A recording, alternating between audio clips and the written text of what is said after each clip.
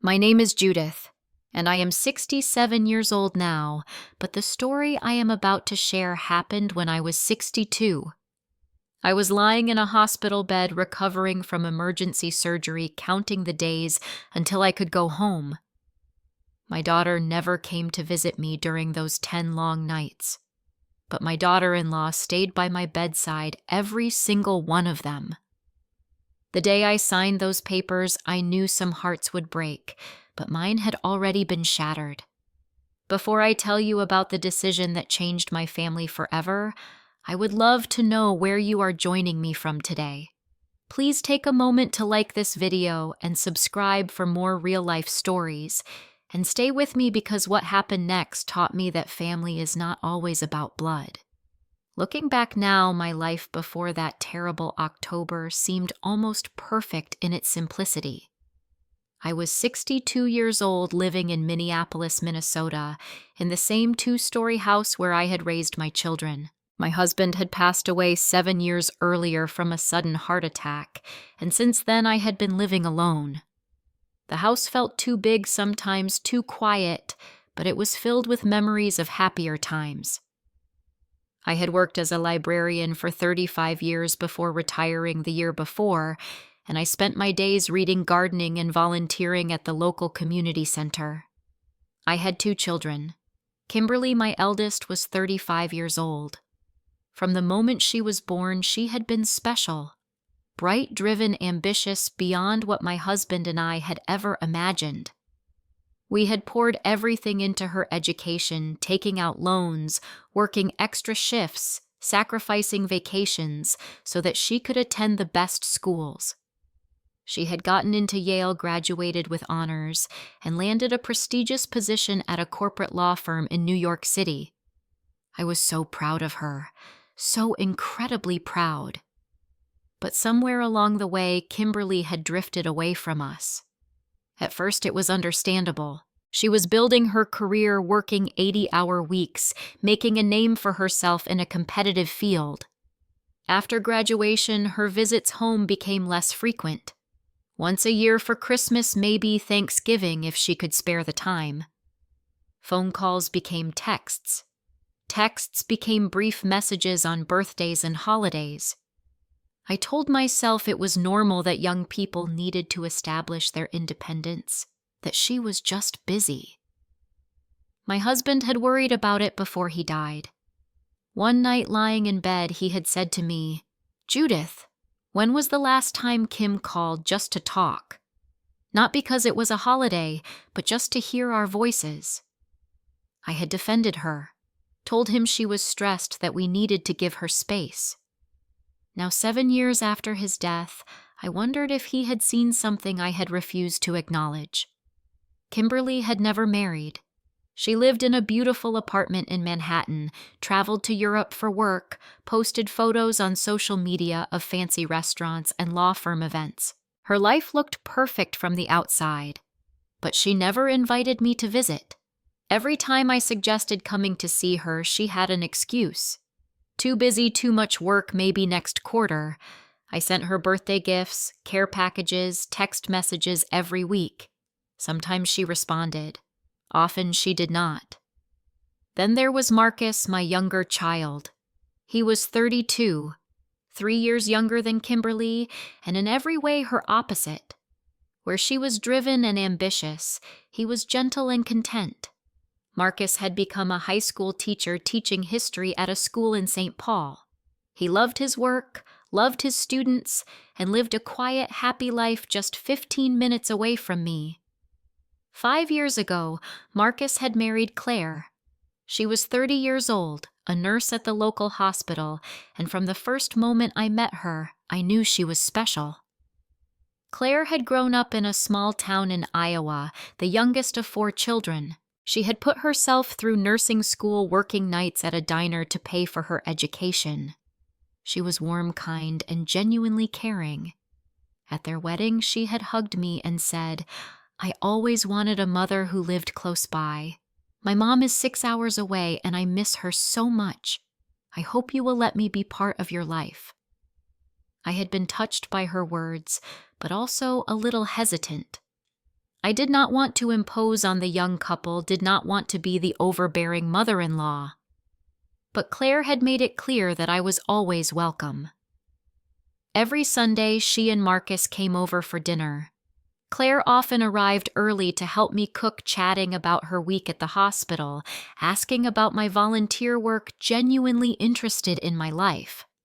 She helped me with things around the house, fixing a leaky faucet, trimming the bushes in the garden, programming my new phone when I got confused by the technology. Marcus would joke that Claire loved me more than she loved him, but I could see the truth in his eyes. He was grateful that his wife and his mother got along so well.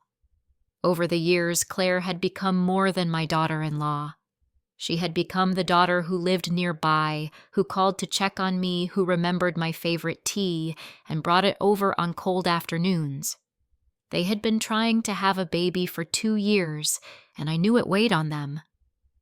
Claire had confided in me one evening, tears in her eyes, about the disappointment every month brought. I had held her hand and told her to be patient, that some things happened in their own time. Marcus was supportive but worried about her. I prayed for them, hoped that soon they would have the child they both wanted so desperately. My life was quiet but full. I had my routines, my small circle of friends, my books, and my garden. I had Marcus and Claire nearby, and Kimberly somewhere out there in the world, successful and independent. I told myself I was content. I told myself I was blessed. But deep down in the quiet moments late at night, I felt the ache of Kimberly's absence. I missed my daughter. I missed the little girl who used to crawl into my lap with picture books, who used to tell me everything about her day. I did not know where that little girl had gone. Everything changed in October. It started with a pain in my abdomen, sharp and persistent. At first, I thought it was just indigestion. I had eaten some leftover chicken the night before, and I figured my stomach was protesting. I took some over-the-counter antacids and tried to rest, but the pain did not go away. It got worse. For 3 days, I suffered through it, telling myself it would pass. I did not want to bother anyone. I did not want to be dramatic. But on the 3rd night, I woke up at 2 a.m, unable to breathe through the pain. It felt like someone was stabbing me with a hot knife, twisting it deeper with every breath. I crawled to my phone and dialed 911. The ambulance arrived within minutes. The paramedics were efficient and kind, asking me questions while they checked my vital signs. One of them, a young woman with kind eyes, held my hand and told me I was going to be okay. They loaded me onto the stretcher and rushed me to the emergency room. At the hospital, everything happened so fast. Doctors examined me, asked questions, ran tests. I heard words like appendicitis, inflammation, rupture. A surgeon appeared, a tall man with gray hair and a calm demeanor. He looked at my chart, then at me. "Mrs. Judith," he said, "your appendix is severely inflamed. It is about to rupture. We need to operate immediately. If we wait, you could develop peritonitis, which is life-threatening. Do you understand?" I nodded, fear flooding through me. "Can I call my children first?" The surgeon looked at the clock. "We really need to move quickly, but yes, you have a few minutes." A nurse handed me my phone. My hands were shaking. I called Marcus first. It was 3 a.m, but he answered on the 2nd ring, his voice groggy. "Mom? What is wrong?" "Marcus, honey, I am at the hospital. They are taking me into surgery. It is my appendix. They say it is about to rupture." My voice broke. "What, Mom? Where are you? Which hospital?" His voice was fully awake now, panicked. "Mercy, General. But Marcus, you do not need to come right now. It is the middle of the night. I am coming. Claire and I will be there in 20 minutes. Mom, you are going to be okay. Do you hear me? You are going to be okay." After I hung up with Marcus, I dialed Kimberly's number. It rang once, twice, 3 times. Then it went to voicemail. I tried again. Voicemail again. My heart sank. I knew New York was an hour ahead, so it was 4 a.m. there, but this was an emergency. I left a message trying to keep my voice steady. Kim, sweetie, I am at the hospital. They are taking me into surgery. It is my appendix. Please call me back when you get this. I tried calling one more time, but again, only voicemail. I sent a text message, my fingers fumbling on the screen. Kim, I am having emergency surgery. I am scared. Please. The nurse came to take my phone. I am sorry, Mrs. Judith, but we need to go now. They wheeled me down the hallway, the fluorescent lights passing overhead like markers counting down to something unknown. I kept thinking about Kimberly's phone going to voicemail. Where was she? Was she okay? Why was she not answering? The surgery took 2 hours. When I woke up in the recovery room, I was disoriented and in pain. Everything was blurry. I heard voices, felt someone holding my hand. Slowly, the room came into focus. Marcus was sitting beside me, his face pale and drawn. Claire stood next to him, her hand on his shoulder.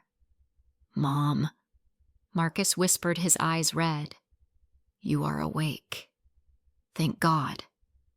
Claire leaned down and kissed my forehead. We are here, Mom. You are going to be okay.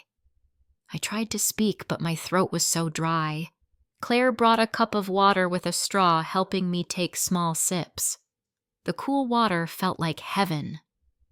Did Kimberly call? I managed to ask. Marcus glanced at Claire, then back at me. Not yet, Mom. Maybe her phone died. You know how she is always forgetting to charge it. I wanted to believe him. I wanted to think there was a simple explanation, but deep down I knew. Kimberly had seen my messages. She had just chosen not to respond. The surgeon came by later that morning. The surgery went well, Mrs. Judith. We removed your appendix just in time. Another hour or 2 and it would have ruptured. You were very lucky. But I did not feel lucky. I felt a sharp infection starting in my incision site that afternoon. The pain came back different this time, accompanied by a fever. The doctors ran more tests and discovered I had developed a minor infection. They put me on strong antibiotics and told me I would need to stay in the hospital for observation at least 7 to 10 more days. 7 to 10 days. I had never been hospitalized for so long. The thought terrified me. The first night in the hospital was the longest of my life. The room was cold despite the blankets. Machines beeped constantly. Nurses came in every few hours to check my vitals, waking me from the little sleep I managed to get. Every time I shifted in bed, pain shot through my abdomen. The incision felt like fire. Marcus and Claire arrived early the next morning before visiting hours officially started. Claire must have said something to the nurses because they let her in without question. She came in carrying a small bag with fresh clothes for me, my favorite lavender lotion, and a book I had been reading at home. I thought you might want some things from home, Claire said, setting the bag on the chair. Marcus went by your house this morning and picked them up. I was so touched I started crying. Claire immediately sat on the edge of my bed and hugged me carefully, avoiding the IV lines. Oh, Mom, what is wrong? Are you in pain? Should I call the nurse? No, I said, wiping my eyes. I am just grateful. Thank you both so much. Marcus had to leave for work that day. He taught 5 classes and had already missed the day before. I am so sorry, Mom. I have to go in today, but I will be back this afternoon as soon as school is over, I promise. Go, honey. Do not worry about me. I will be fine. After Marcus left, Claire pulled the chair closer to my bed. I called in sick today. I am staying with you. Claire, you do not have to do that. You will lose pay. I do not want you to sacrifice your work for me. Claire smiled. Mom, I want to be here. You need someone. Besides, I already talked to my supervisor. She understands. Throughout that first day, Claire was there for everything. When I needed to use the bathroom, she helped me walk, supporting my weight patient as I shuffled slowly with my IV pole. When lunch came, and I could not stomach the hospital food, she went down to the cafeteria and brought back soup and crackers. She read to me when I was too tired to hold a book myself.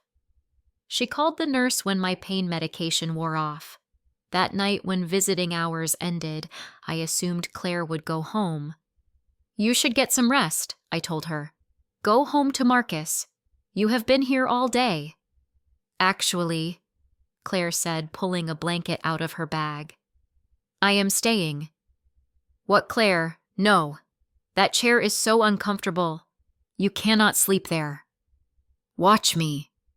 She smiled, spreading the blanket over the chair and sitting down. I am not leaving you alone here, Mom. I protested, but Claire was firm. She settled into the chair, and within the hour, as I drifted in and out of sleep, I could hear her soft breathing. Every time I woke up in pain or fear, I looked over and saw her there. Just knowing she was present made the darkness less frightening. The next morning, I saw the marks on Claire's face from where the chair had pressed into her cheek. She had dark circles under her eyes. I felt terrible. Claire, you look exhausted.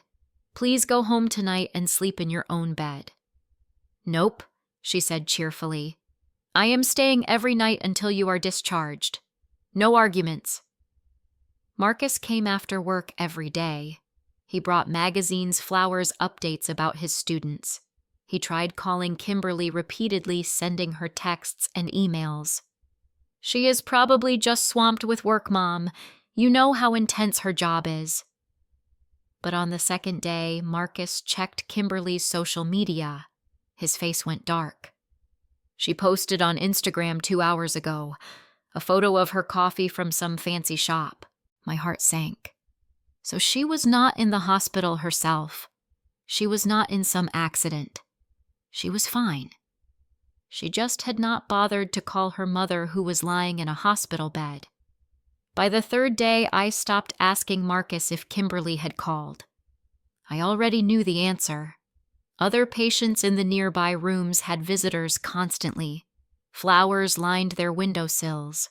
Family members came and went, bringing balloons and stuffed animals. My room had Marcus and Claire. That was it. Emma, the patient in the room next to mine, had at least 10 visitors one afternoon. I could hear them through the thin walls laughing and talking. Her daughter brought grandchildren who sang songs. I felt a sharp stab of jealousy and then guilt for feeling jealous. Each night Claire stayed. She slept in that horrible chair, her body contorted to fit the small space. I would wake at 2 or 3 in the morning and watch her sleeping, this woman who was not even my biological daughter, sacrificing her comfort for me. Sometimes I cried silently in the dark, overwhelmed by gratitude and grief. On the 4th morning, my fever finally broke. The antibiotics were working. The doctor said if I continued to improve, I could go home in another 6 days. That should have been good news, but all I felt was a deep, aching sadness. Where was Kimberly? Did she even care that I had almost died? On the 5th day, my phone finally rang. I grabbed it quickly, my heart racing. The caller ID showed Kimberly's name. My hands shook as I answered. Kim. Hi, Mom. Her voice was casual, as if she were calling to chat about the weather. I got your messages. Got my messages. As if I had left a casual voicemail asking her to pick up milk, not a desperate plea from a hospital bed. Honey, where have you been? I have been trying to reach you for days. I have been busy with a big case at work. What is going on? I could not believe what I was hearing. What is going on? I took a breath, trying to stay calm. Kim, I had emergency surgery 5 days ago. My appendix almost ruptured. I developed an infection. I have been in the hospital this whole time. There was a pause. Oh, that sounds rough. That sounds rough. 3 words delivered in a flat tone like I had told her I had a bad cold. No panic, no concern, no apology for not calling sooner. Kim, I really need you. Can you come visit me? The silence on the other end stretched out. I heard papers rustling. Was she looking at her calendar? Finally, she spoke. Mom, I do not think I can. I have depositions all next week. This case is really important. Something inside me cracked. Kim, I had emergency surgery. I could have died. She sighed. Actually sighed as if I were being unreasonable. But you did not write Marcus said you are stable now. I am your mother. I need my daughter here. My voice was shaking now, tears streaming down my face. Mom, you are being dramatic. You have Marcus and Claire there. You do not need me too. Being dramatic. The words hit me like a slap. I had almost died and my daughter thought I was being dramatic for wanting her presence. But I want you here. I miss you. I need you. I was begging now, and I hated how desperate I sounded. I will try to come next month, okay? After this case wraps up. I really have to go. I have a meeting in 10 minutes. Feel better, Mom? The line went dead. She had hung up. I sat there holding the phone, staring at the blank screen, unable to process what had just happened. Marcus and Claire arrived a few minutes later. They must have heard part of the conversation from the hallway because Marcus's face was flushed with anger. Was that Kimberly? What did she say? I told them everything, my voice breaking. Marcus's hands clenched into fists. She said what she is not coming. He grabbed his phone and immediately called his sister. It went straight to voicemail. He called again. Voicemail. He sent a long text message, words tumbling out about responsibility, about family, about basic human decency. There was no response. Claire sat down beside me on the bed and pulled me into a gentle hug. I sobbed into her shoulder, years of hurt pouring out. I do not understand. What did I do wrong? Why does she not care? Claire stroked my hair. You did nothing wrong, Mom. This is not about you. But I gave her everything. I sacrificed so much for her education, for her future. I know, and that makes this hurt even more. Claire's own eyes were wet. But you have to understand something. Kimberly's choices are about her, not about your worth as a mother. Maybe she is right. Maybe I am being dramatic.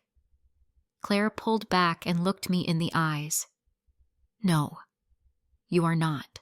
You are a mother who wants her daughter when she is scared and sick. That is not too much to ask. That is the most basic thing a child should do for their parent. Marcus was pacing the room, still trying to reach Kimberly through every possible channel. Text, email, even LinkedIn. Nothing worked. She had gone silent again. That night I could not sleep. Even with Claire in the chair beside me, even with the pain medication, I lay awake staring at the ceiling. The fluorescent light from the hallway cast strange shadows on the walls. I could hear the beep of monitors from other rooms, the soft shuffle of nurses making their rounds.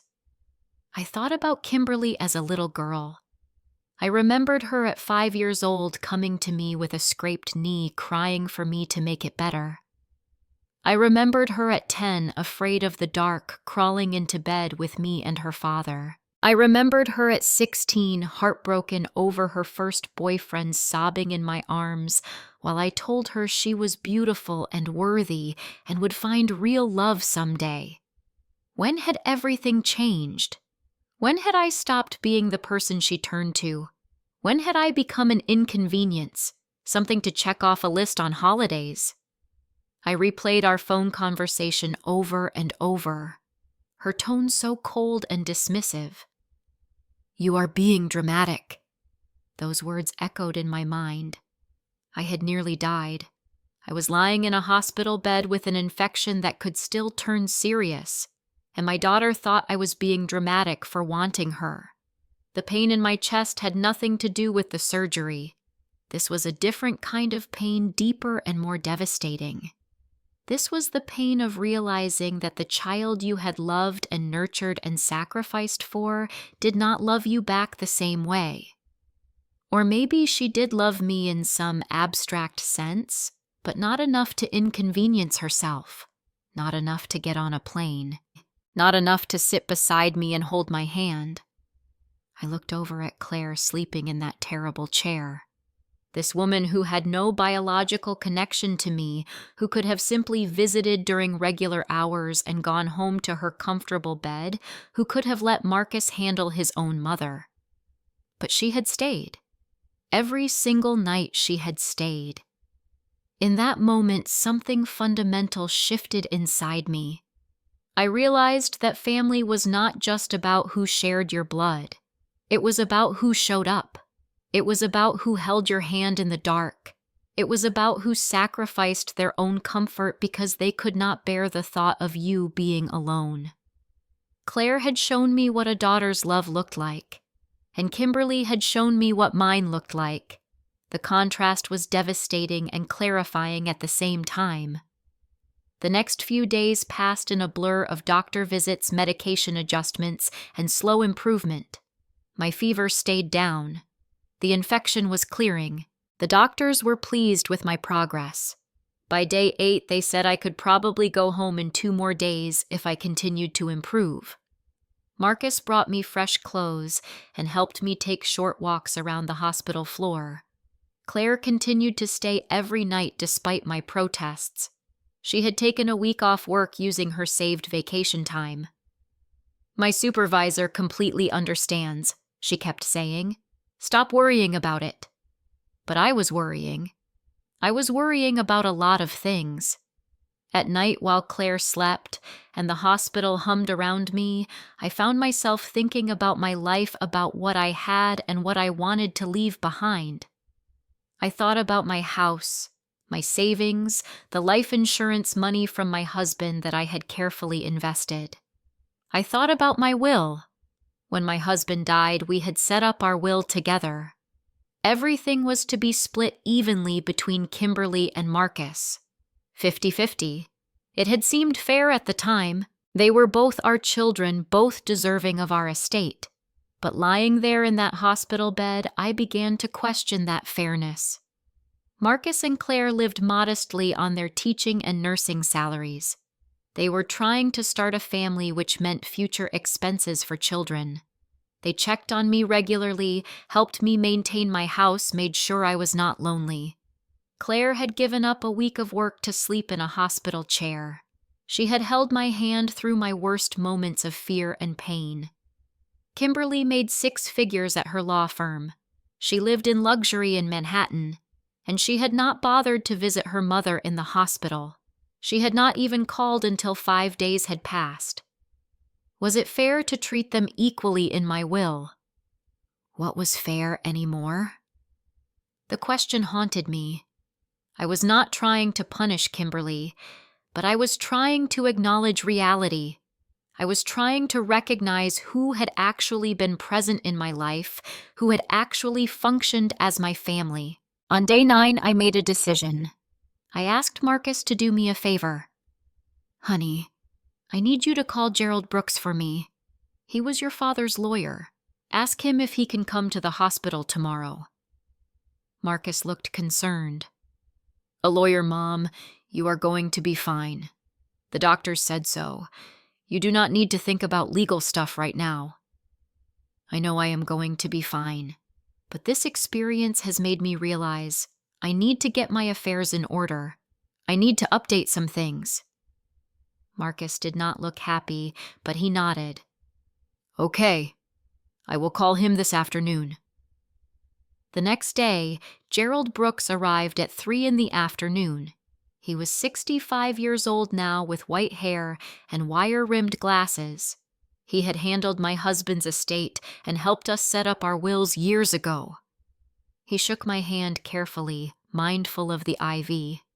Judith, it is good to see you, though I wish it were under better circumstances. Marcus said you wanted to talk about your will. Yes. I gestured to the chair. Please sit down. Gerald pulled out a legal pad and pen. What changes did you want to make? I took a deep breath. This was it. I want to split my estate 3 ways instead of 2. Gerald looked up surprised. 3 ways you have 2 children. I want to include my daughter-in-law Claire as a beneficiary. Gerald made a note. All right, equal thirds. No. I had thought about this carefully. I want Claire to receive 40%, Marcus 30%, Kimberly 30%. Gerald's pen stopped moving. He looked at me over his glasses. That is quite a significant change, Judith. Are you certain about this? I have never been more certain of anything in my life. May I ask what prompted this decision? I told him everything. About the surgery, about Kimberly not coming, about Claire staying every night, about years of Kimberly's absence and Claire's presence. Gerald listened without interrupting, taking notes occasionally. When I finished, he was quiet for a moment. Then he asked, "Do you want to include an explanation in the will itself?" Sometimes people do that to clarify their reasoning. I thought about it. Yes, I want to explain. Gerald prepared to write. What would you like to say? I chose my words carefully. I wanted to say that Claire has been the daughter I needed during the most difficult time of my life. She has shown me what love and family truly mean through her actions, not just her words. She deserves to be acknowledged and included in my legacy. Blood does not make you family. Showing up does. Gerald wrote it all down. What about Kimberly? How do you think she will react to this? I imagine she will be upset, but honestly, Gerald, she has not been truly present in my life for years. This will simply reflect the reality of our relationship. And you are comfortable with potential conflict after your passing? I am not doing this to cause conflict. I am doing this to honor truth. Claire is family. She has earned her place not through biology, but through love and care. Gerald worked on the new will for about an hour, typing on his laptop right there in the hospital room. When he finished, he read it back to me. Every word was exactly as I wanted. He printed it out on a portable printer he had brought and laid the pages on my hospital tray for me to review. I read through it carefully. There it was in black and white. 40% to Claire, 30% each to Marcus and Kimberly, and the explanation stating clearly why I had made this choice. Are you ready to sign? Gerald asked. My hand trembled slightly as I picked up the pen. This was real. This was permanent. Once I signed, there was no taking it back. But as I looked at those numbers at that explanation, I knew this was right. This was honest. I signed my name. Gerald witnessed it. Then he called in 2 nurses from the hallway to serve as additional witnesses, which was legally required. They signed without asking questions, professional and discreet. When it was done, Gerald gathered the papers and put them in his briefcase. I will file this properly and send you copies for your records. Judith, I hope you know this is a valid will. If anyone contests it, you have clearly stated your reasoning. Thank you, Gerald. After he left, I felt a strange sense of relief wash over me. It was not about the money. It was about finally acknowledging the truth. It was about refusing to pretend that absence and presence were equivalent. It was about honoring the person who had actually shown up. On day 10, the doctors cleared me for discharge. My incision was healing well. The infection was gone. I could manage my recovery at home with rest and oral antibiotics. I was going home. But I was not going to my own house. Claire had already decided that. "You are staying with us until you are fully recovered, Mom. No arguments." I started to protest, but she held up her hand. "Marcus and I already set up the guest room. We have everything you need. You cannot be alone right now. What if you fall? What if you need help? Please let us do this." So I agreed. Marcus and Claire drove me to their house, a modest 3-bedroom rambler in St. Paul. They had prepared everything. The guest room had fresh sheets, extra pillows, a small table with my medications organized and labeled. Claire had even bought my favorite tea and crackers. Those first 2 weeks were hard. I was weaker than I had expected. Simple tasks like walking to the bathroom exhausted me. But Claire was patient.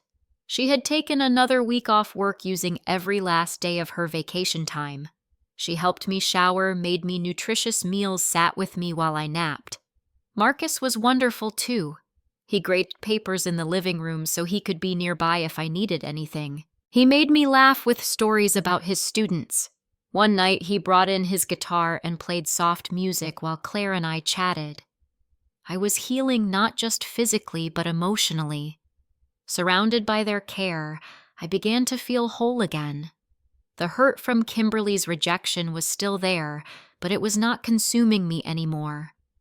I was learning to accept that some relationships were not what I had hoped they would be, and I was learning to cherish the relationships that were real and present.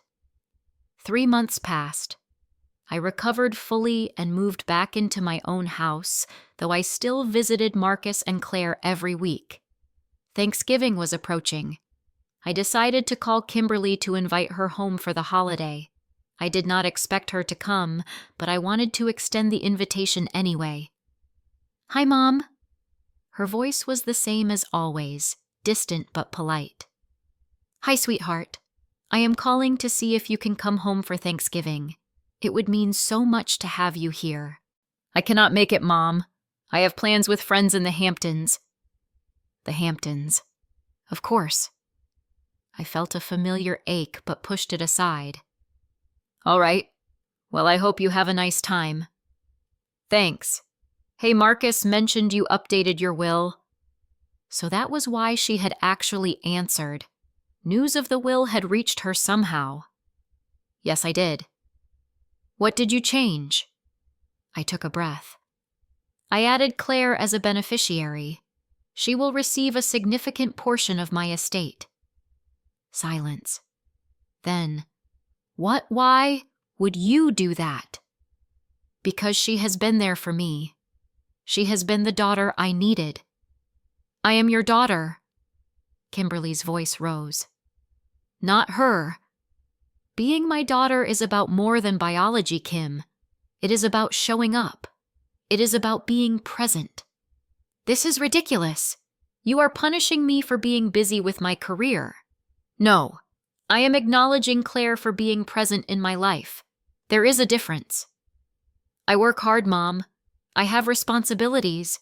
You do not understand the pressure I am under." "You are right, I do not understand. But I do understand that when I was in the hospital, possibly dying, you did not come. You did not even call for 5 days. Claire slept in a chair beside my bed for 10 nights straight." Another silence. "I cannot believe you are doing this." "Kim, I still love you. You are still my daughter. But love requires action. Family requires presence. I am simply being honest about who has actually been my family." "This is not fair." "Maybe not, but it is honest." I paused. "I would still love to see you sometime. You are always welcome here. I have to go." She hung up. I sat holding the phone, feeling sad but also strangely at peace. I had spoken my truth. I had not yelled or accused. I had simply stated facts. Kimberly could accept them or not. That was her choice. A week later, Marcus called me. "Mom, Kimberly wants to meet with you. She is flying in tomorrow." I was shocked. Kimberly had not been home in 2 years. "She is coming here. She said she wants to talk about the will." Of course. Not to see me, but to talk about the money. Still, I agreed to meet her. We arranged to meet at a coffee shop downtown Neutral Territory. When I walked in, Kimberly was already there. She looked exactly as she always did, impeccably dressed in an expensive suit, her hair perfect, her makeup flawless. She stood up when she saw me, but she did not hug me. "Mom." "Kim." We sat down across from each other. She did not waste time on pleasantries. "We need to talk about this will situation. There is nothing to discuss. My decision is final. You are making a mistake. Claire is not your daughter. She has acted more like my daughter than you have in years." Kimberly flinched. "That is not fair. I have been building my career. I have been working incredibly hard." "I know, and I am proud of your success. But success does not excuse absence, Kim. You could not take 2 days to visit your mother in the hospital. You could not even be bothered to call. I was in the middle of a huge case. Do you know what would have happened if I had just left? Do you know what could have happened to me? I could have died, Kim, and you were not there. But you did not die. You were fine." I shook my head sadly. "That is exactly the problem. You do not see it. You do not see how hurtful that is. I was terrified and alone, and my daughter could not spare even a phone call. I called eventually. 5 days later." We stared at each other across the table. Her face was hard defensive. She was not going to apologize. She was not going to admit any wrongdoing. To her, this was all about the will, about the money, not about our relationship. "Kim," I said gently, "I love you. You will always be my daughter. But love is not enough. Family requires presence, and you have not been present." "So you are bribing Claire with your money?" "No. I am acknowledging someone who has genuinely cared for me. Claire never asked for anything. She never expected to be in my will. She loved me because she chose to, not because she hoped for an inheritance." "This is so wrong." "I disagree. What was wrong was lying to myself for years, pretending that your absence did not hurt, making excuses for you. This is me finally being honest." Kimberly stood up abruptly. "I cannot do this. I came here hoping you would see reason, but clearly you are set on this." "I am." I stood up too. "But Kim, my door is always open. If you ever want a real relationship, not one based on obligation or inheritance, but on genuine connection, I am here. I would love nothing more than to have my daughter back in my life." For a moment, something flickered in her eyes. Hurt, regret, I could not tell. Then her expression hardened again. "I have a flight to catch." She walked out. I sat back down, my hands shaking. That had been harder than I had expected. But I had spoken my truth. I had not backed down. And while it hurt, I also felt a strange sense of freedom. 2 days later, I told Marcus and Claire about the changes to the will. We were at their house for Sunday dinner, and after we finished eating, I asked them to sit down because I had something important to tell them. Marcus looked worried. "Mom, what is it? Are you sick again?" No, I am fine. But I need to tell you something. I changed my will a few months ago while I was in the hospital." I explained everything. About adding Claire as a beneficiary, about the percentages, about my reasoning. As I spoke, I watched their faces. Marcus looked stunned. Claire's eyes filled with tears. When I finished, Marcus said, Mom, you did not have to do that. Claire is not expecting anything. I know, but she deserves it. And I wanted to acknowledge that while I am still here to explain it. Claire was crying now. I never did any of that for money. I did it because I love you. I reached across the table and took her hand. I know. That is exactly why you deserve to be included. You loved me without expectation. You showed up when I needed someone. That is what family is. Marcus had tears in his eyes too. He came around the table and hugged me. Thank you, Mom. Thank you for seeing how special Claire is. Claire hugged me next, and we all sat there together crying and holding each other. It was one of the most beautiful moments of my life because it was real and honest and full of genuine love. That was 5 years ago. I am 67 now, and my life is fuller than it has ever been. My health is good. I volunteer 3 days a week at the library again. I have a small garden that I tend, and I have Marcus, Claire, and their beautiful daughter. Yes, Marcus and Claire finally had a baby, a little girl they named Judith after me, though everyone calls her Judy. She is 2 years old now, with Claire's dark curls and Marcus's gentle eyes. Being a grandmother has brought me more joy than I ever imagined. I babysit Judy twice a week, reading her books and playing in the yard. She calls me Gigi, and when she runs to me with her arms outstretched, I feel like the luckiest woman alive. Kimberly is still in New York. She made partner at her firm last year. I saw the announcement on her social media. I sent her a congratulatory card. She did not respond. We have not spoken since that meeting at the coffee shop. I have tried reaching out a few times, but she does not answer. I have accepted that this is how things are. I cannot force her to have a relationship with me. The hardest part is that she is missing out on knowing Judy. She has a niece she has never met, a little girl who is smart and funny and wonderful, but that is Kimberly's choice. I send her photos occasionally, hoping maybe one day she will decide to be part of this family. But I am not holding my breath. I do not regret my decision about the will. If anything, the past 5 years have only confirmed that I made the right choice. Claire continues to be an amazing daughter. She calls me every day just to check in. She brings Judy over to visit. She includes me in their lives in 1,000 small ways. She has given me the gift of feeling loved and needed. Marcus is a wonderful son, a devoted father, and he still tells me regularly how grateful he is that Claire and I have such a strong bond. Most guys worry about their wife and mother not getting along. He jokes.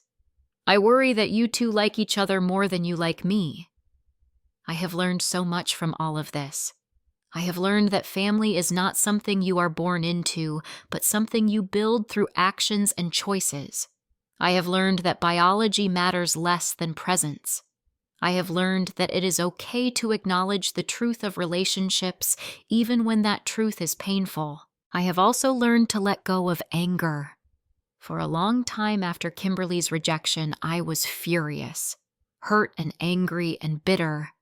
But holding on to that anger only hurt me. It did not change Kimberly. It did not bring her back. It just made me miserable. So I worked hard with the help of a therapist to release that anger. Not to excuse Kimberly's behavior, but to free myself from the burden of resentment. Now when I think of Kimberly, I feel mostly sadness.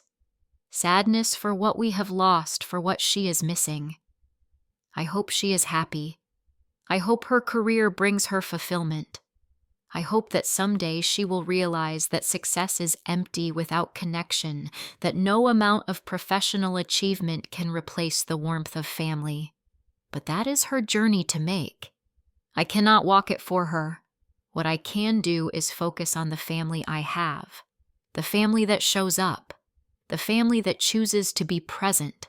That morning in the hospital when I woke up from surgery and saw Marcus's worried face and Claire's steady presence, something fundamental changed in my understanding of what family meant.